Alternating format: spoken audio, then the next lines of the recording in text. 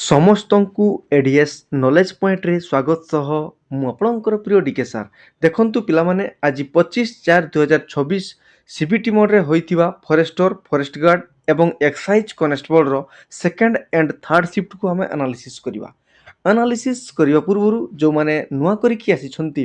ସେମାନେ ଚ୍ୟାନେଲଟିକୁ ସବସ୍କ୍ରାଇବ୍ କରିବା ସହିତ ବେଲ୍ ଆଇକନ୍ର ଅଲ୍ ନୋଟିଫିକେସନ୍ ଅନ୍ କରିଦେବେ, କାହିଁକିନା ମୁଁ ପ୍ରତ୍ୟେକ ଦିନ ଏଇ ଟାଇପ୍ର ଆନାଲିସିସ୍ ଭିଡ଼ିଓ ନେଇକରି ଆସୁଛି। ତା ସହିତ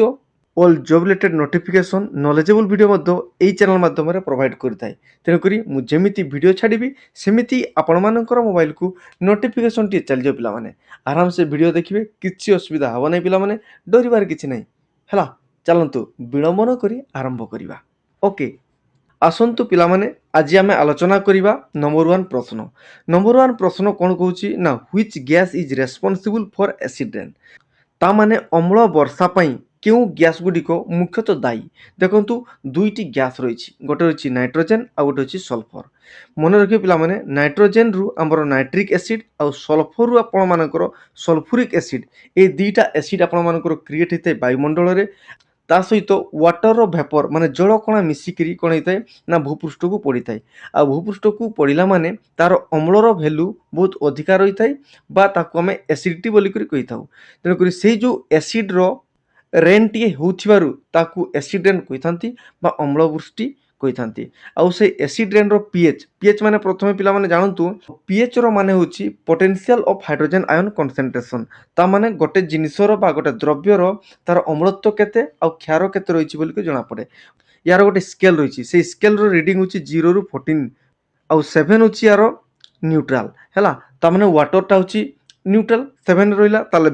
7ରୁ ତଳକୁ ଯିଏ ରହିଲା ତାକୁ ଆମେ ଏସିଡ୍ କହିଥାଉ। 7ରୁ ଅଧିକା 14ରୁ କମ୍ ଯିଏ ରିଡ଼ିଂ ରହିଲା ତାକୁ ଆମେ କ'ଣ କହୁଛେ, ବେସ୍ କହୁଛେ ବା କ୍ଷାର କହୁଛେ, ବୁଝିଗଲା। ତେଣୁକରି ଏସିଡ୍ ରେନ୍ର ପିଏଚ୍ ଏଇଟା ମଧ୍ୟ ବହୁତ ଥର ଏକ୍ଜାମ୍ରେ ଆସିଛି। ୟାର ପିଏଚ୍ ହେଇଯିବ 5.6, ବୁଝିଗଲା। ତାମାନେ 5.6 ହେବ, ନହେଲେ 5.6ରୁ କମ୍ ରହିବ। ଓକେ, ବୁଝିଗଲା ପିଲାମାନେ। ଏବେ ଏକ୍ସଟ୍ରା ଫ୍ୟାକ୍ଟ ଟିକେ ଜାଣିବା, ବହୁତ ଇମ୍ପୋର୍ଟାଣ୍ଟ ଆପଣମାନଙ୍କ ପାଇଁ ଏସିଡ୍ ରେନ୍,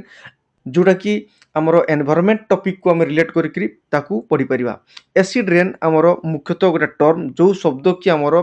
ରବର୍ଟ ସ୍ମିଥ୍ ଦେଇଥିଲେ କେବେ ନା 1872 ମସିହାରେ ପ୍ରଥମ ଥର ପାଇଁ। ତେଣୁକରି ସାଇନ୍ସର ଏନଭାରମେଣ୍ଟାଲ ସାଇନ୍ସ ରିଲେଟେଡ୍ର ପ୍ରଶ୍ନ ପିଲାମାନେ ଆପଣମାନଙ୍କ ପାଇଁ ବହୁତ ଇମ୍ପୋର୍ଟାଣ୍ଟ, ବୁଝିଗଲା। ହଉ, ଠିକ୍ ଅଛି। ଆପଣମାନେ ଦେଖୁଛନ୍ତି ମେମୋରି ବେସ୍ଡ କ୍ୱେଶ୍ଚନ୍ସ, ଯେଉଁଟାକି ଆମେ ଡିଟେଲ୍ ଆଉ ଡେପ୍ଥ ଆନାଲିସିସ୍ କରୁଛେ। এই ସିଫ୍ଟର ଆନାଲିସିସ୍ ପାଇଁ ଯେଉଁମାନେ ପ୍ରଶ୍ନକୁ ସେୟାର କରିଛନ୍ତି ସେମାନେ ହେଉଛନ୍ତି ରାଜକିଶୋର, ଯିଏକି କେନ୍ଦ୍ରାପଡ଼ା ଜିଲ୍ଲାରୁ ବିଲଙ୍ଗ କରନ୍ତି, ତାଙ୍କୁ ଅଶେଷ ଧନ୍ୟବାଦ। ତା ସହିତ ଭବତୋଷ ମହାନ୍ତ କେନ୍ଦୁଝର ଜିଲ୍ଲାରୁ, ବାରିଆ ଟୁଡୁ ମୟୂରଭଞ୍ଜ ଜିଲ୍ଲାରୁ, ପିଙ୍କି ପ୍ରଧାନ ଯାଜପୁର ଜିଲ୍ଲାରୁ ଏମାନେ এই ଆନାଲିସିସ୍ର ପ୍ରଶ୍ନକୁ ସେୟାର କରିଛନ୍ତି। ତେଣୁ ସେମାନଙ୍କୁ ଆମ ତରଫରୁ ଅନେକ ଅନେକ ଧନ୍ୟବାଦ। ତା ସହିତ ସେମାନେ ଏତେ ଜଣ କମ୍ପିଟେଟିଭ୍ ୱାରିୟରମାନଙ୍କୁ ହେଲ୍ପ କରୁଛନ୍ତି ଆନାଲିସିସ୍ ମାଧ୍ୟମରେ। ତେଣୁକରି ଭଗବାନ ମଧ୍ୟ ତାଙ୍କୁ ବହୁତ ମାତ୍ରାରେ ହେଲ୍ପ କରିବେ। ଏଗେନ୍ ତାଙ୍କୁ ମେନି ମେନି ଥ୍ୟାଙ୍କ୍ସ। ଓକେ, ଚାଲନ୍ତୁ ଆମେ ଆନାଲିସିସ୍କୁ ପୁଣି କଣ୍ଟିନ୍ୟୁ କରିବା। ଓକେ, ନମ୍ବର 2 କ'ଣ କହୁଛି ନା, ପ୍ରଧାନମନ୍ତ୍ରୀ ମତ୍ସ୍ୟ ସମ୍ପଦ ଯୋଜନା PMMSY was launched in which year. ଦେଖନ୍ତୁ ପିଲାମାନେ, ମତ୍ସ୍ୟ ସମ୍ପଦ ସମ୍ପର୍କିତ ପ୍ରଶ୍ନଟିଏ, ଯାହାର ସଠିକ୍ ଉତ୍ତର ହେଇଯିବ 2020 ମସିହାରେ ହେଇଥିଲା। କେତେ ତାରିଖ ସହିତ ଯଦି ପଚାରେ ତାହେଲେ ସେପ୍ଟେମ୍ବର 10 ତାରିଖ। ମନେ ରଖିବେ, ଏଇ ଯେଉଁ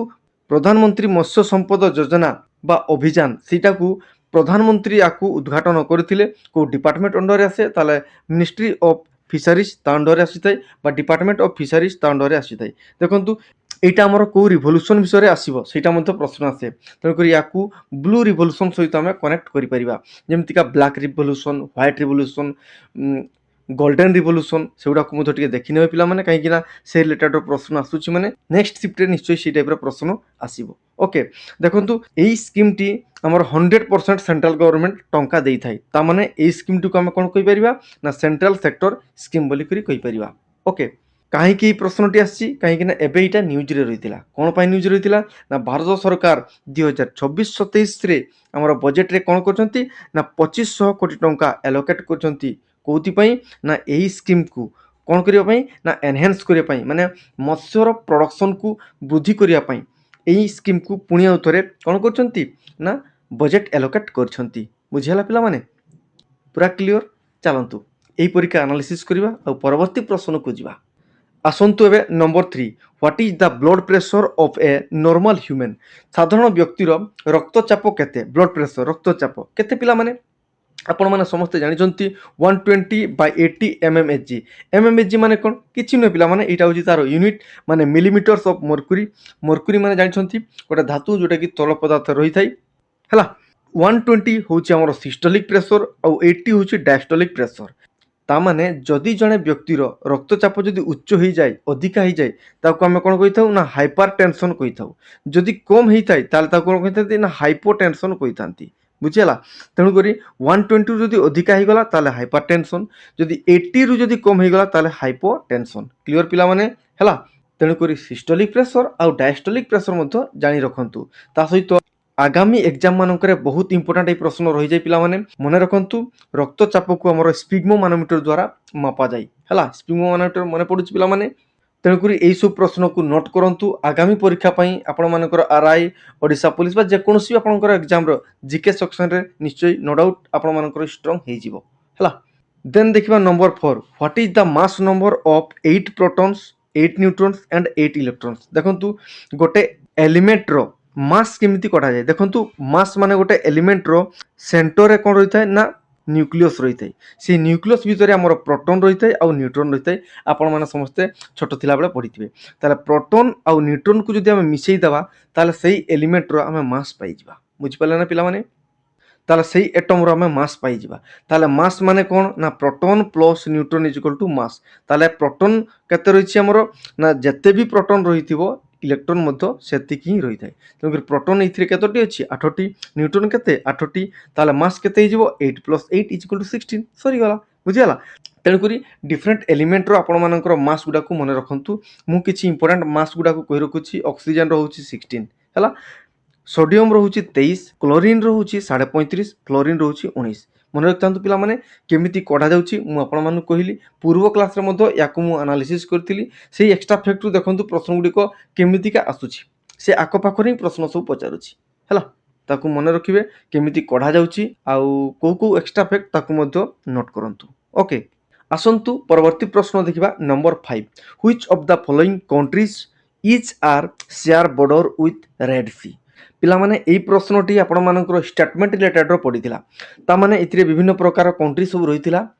तार स्टेटमेंट आकार रे देइथिला तेणु करी मु डिटेल कहि रखुछि देखंतु को कंट्री बॉर्डर शेयर करि थाए रेड सी को हला आपण मानकर मैप रो विजुअल मने पडुथबो रेड सी कोठी अछि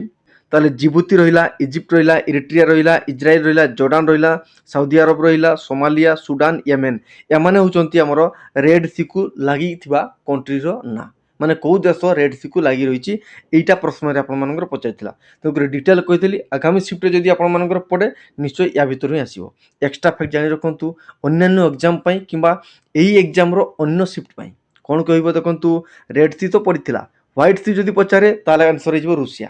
हला जदि येलो सी पचारे ताले कोन हिजबो ना China north Korea south Korea बुझि पाले किछि असुविधा नै पिला माने से परीका आपण मानकर ब्लैक सी पचारिबो हला अरबियन सी पचारिबो ताकू मध्य निश्चय आपण माने गूगल सर्च मारिबे नोट करके पढ़िबे हला पूरा क्लियर ओके नेक्स्ट देखिबा number 6 resistance of a metal conductor is dash देखंतु गोटे मेटल रो रेजिस्टेंस ता कोन बोली कर से कहितला एटा देखंतु मु पूर्व क्लास रे आपण माने एनालिसिस जो माने देखिथिबे निश्चय ठीक करथिबे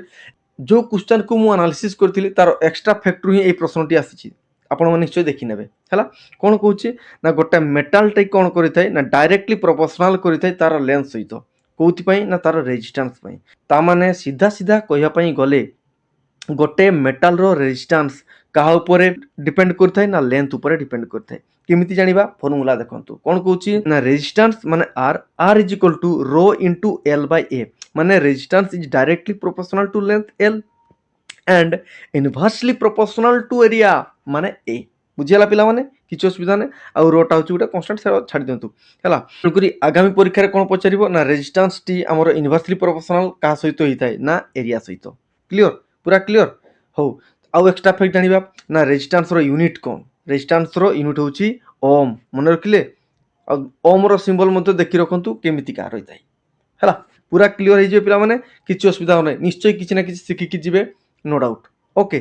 नेक्स्ट देखा नंबर 7 सार lake located which of the following district of Odisha देखंतु किछि पिला कहउथिले सार लेक किछि पिला कहउथिले सारा लेक ठीक अच्छे मुझे डिटेल आलोचना कर दूची किसी असुविधा नहीं आपण मानक पई बहुत इजी कर देबी सार लेक होची हमरो ओडिसा रो जदी पचारे ताले केन्दुझर डिस्ट्रिक्ट जदी सारा लेक जदी पचारिछि ताले हे जिवो पुरी डिस्ट्रिक्ट मन रखतंतु पिला माने आउ गोटे एक्स्ट्रा फैक्ट जानि रखंतु काजिन सारा लेक जदी पचारे ताले हे जिवो आपण मानकर मानांग डिस्ट्रिक्ट होची आपण मानकर नेपाल देशर एटा मतो मन रखिथिबे हला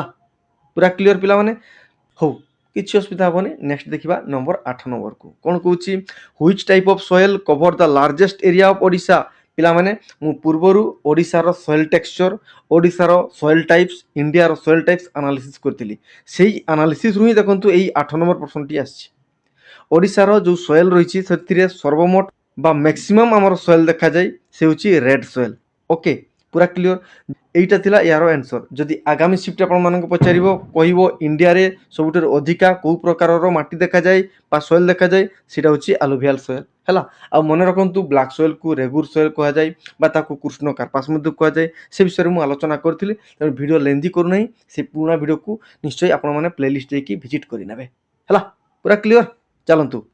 नंबर 9 प्रश्न who wrote the famous patriotic song patriotic मान हूँ देशात्मक गीत माने देश को भक्ति करुवा जो गीत रिप्रेजेंट करता आम पेट्रियोटिक सॉन्ग कही था से सॉन्ग गोटे हूँ सारे जहाँ से अच्छा से गीत को किए लिखी मन रखु पिला माने हमर मोहम्मद इकबाल सी कौन करते ना जड़े उर्दू राइटर थे जड़े से इकबाल पोएट सारे जहाँ से अच्छा लिखी है केबे लिखिले एक्स्ट्रा फैक्ट मन रखु 1904 मसीह से प्रथम थर पर से गीत को लिखी को भाषा रे लिखिथिले बा को लैंग्वेज रे लिखिथिले सेटा होची उर्दू लैंग्वेज प्रथम थर पई केबे गान होइतिला एटा मते बहुत इंपोर्टेंट प्रथम थर पई हमर गवर्नमेंट कॉलेज रे गान होइतिला कोउठी ना लाहौर रे ता माने लाहौर रो गवर्नमेंट कॉलेज रे प्रथम थर पई सारे जहां से अच्छा गीतटिए गान होइतिला पूरा क्लियर पिला माने किछि असुविधा हो नै चलंतु माडी चलीबा परवर्ती प्रश्न को okay number 10 right to freedom belongs to which of the following is correct देखो यहाँ मत से स्टेटमेंट टाइप प्रश्न पड़ा कौन कौन ना राइट टू फ्रीडम यहाँ केतेरु केते आर्टिकल को बिलोंग करता है टाइप स्टेटमेंट रही है यार सठिक उत्तर हो आपण मानकर आर्टिकल 19 रु 22 बुझीगला मु पूर्वरु एई आर्टिकल रिलेटेड रो मु डिटेल एनालिसिस करथिली पूर्व जो फॉरेस्ट गार्ड एग्जाम होइतिला 24 मसिया रे सेथिरे मतो एनालिसिस करथिली एई टाइप रो ही प्रश्न आस्तिला तेणु से वीडियो गुडा को मतो देखंतु आरआई रे भी मतो जमीतिका लेंदी जीके गुडा आसुतिला लेंदी मैथमेटिक्स आसुतिला कंप्यूटर प्रश्न जमीतिका लेंदी आसुतिला बेसिक रो सेम ए प्रश्न सब रहउची एथिरे मतो हला देखंतु आ एक्स्ट्रा फैक्ट जानिबा राइट टू इक्वालिटी आर्टिकल 14 रु 18 भीतर रहउची अच्छा देखंतु प्रथमे हम जानिबा हमर मौलिक अधिकार केते रु रहिची ना 12 रु 35 पर्यंत रहिची हला सेटा आगे जानंतु तापर एटा जानिबे तापर देखंतु राइट अगेंस्ट एक्सप्लॉयटेशन 23 रु 24 भीतर रहिची फ्रीडम ऑफ रिलीजन 25 रु 28 रहिची right to fundamental remedies article 32 रे रही बुझीगला पिला माने आ देखंतु 32 रु हमें रिट्स गुडा को जानिथिबे 5 रिट्स हेबास कॉर्पस मंडामास प्रोहिबिशन सेटियोरारी कोवारेंट एगुडा को मध्य मन रखंतु सेतिर मध्य आगामी शिफ्ट रे पड़िबो पूर्व शिफ्ट रे कोनोसी गोटे शिफ्ट रे पड़िथिला मु एनालिसिस ताको करथिली देखिबे नेक्स्ट शिफ्ट मान करे या भितर निश्चय आसीबो हला पूरा क्लियर चलंतु नंबर 11 कौन कौन ना article 19 of the Indian constitution includes these rights article 19 रो प्रश्न पचार जार आंसर की लेंदी रही देखंतु आर्टिकल 19 रे आपण मानकर 6टी राइट्स रही से 6टी राइट्स भितर यार आंसर जो ऑप्शन रही सेटा होची right to freedom of speech and expression एटा आपण मानकर ऑप्शन रही बुझीगला तेणुक तार बाकी जो राइट्स अच्छी पढ़ी ने आउ एक्स्ट्रा फैक्ट जानी रखु आपर फंडामेंटल ड्यूटीज मु पूरा डिटेल आलोचना करी आर्टिकल 51A जोटा कि आम पार्ट 4A रे रही विषय में डिटेल आलोचना करी पूर्व वीडियो देखी ने यहाँ आपण बहुत इंपोर्टेंट आगामी सीट मानक निश्चय देखिए है पूरा क्लियर चलतु परवर्ती प्रश्न को देखा प्रश्न नंबर 12 कौन कौन पिला माने देखंतु Microsoft Windows is a desk type of operating software पिला माने कंप्यूटर प्रश्न माइक्रोसॉफ्ट बहुत इंपोर्टेंट माइक्रोसॉफ्ट विंडो सेटा को प्रकार रो देखंतु ना प्रोप्रिएटरी सॉफ्टवेयर हला तेणुक नंबर 13 देखा MS Excel which features ensure that only specified portion of the spreadsheet is printed ताले यार सठिक उत्तर हो प्रिंट एरिया मन रखिए पिला माने क्वेश्चन गुडा टिके लेंदी लेंदी रही तेणुक मु एई प्रश्न गुडा को शॉर्टकट रे लिखि देछि तार आंसर मध्य मु शॉर्टकट रे कर देछि हला किंतु तार कांसेप्ट बा तार थीम बा तार मीनिंग बा तार माने से गोटे ही एतिकी आपण माने नोट कले आपण मानक पई यथेष्ट होई जिवो ओके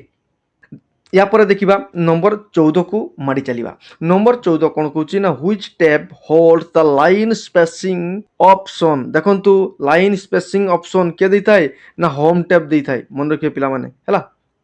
नेक्स्ट देखिबा नंबर 15 कोन कहूची the outline tab in PowerPoint is used to view dash देखंतु पावर पॉइंट रो जो आउटलाइन टैब सीटार व्यू कोन ना ओनली टेक्स्ट इन स्लाइड्स बुझिला बहुत इंपोर्टेंट प्रश्न पिला माने एगुडा को निश्चय पढ़ंतु कंप्यूटर आपण मानकर प्रैक्टिकली आउ बेसिक कांसेप्ट आसुची जो माने computer MS Word PowerPoint Excel एगुडा को जे माने बारंबार प्रैक्टिस करूथिबे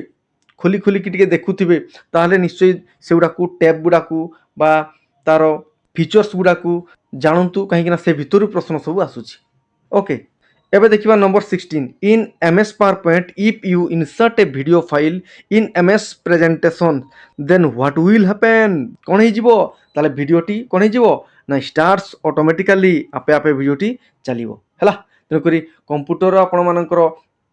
फुल फॉर्म गुड़ा मध्य बारंबार आसुची ए शिफ्ट मानकर मध्य आसीथिला किंतु जेहेतु पिला माने किछि मेंशन करि नांती मु ता विषय रे एनालिसिस करू नाही किंतु मन रखंतु फुल फॉर्म गुड़ा मध्य पढिकरी जिवे प्रत्येक शिफ्ट रे आसुची पिला माने हला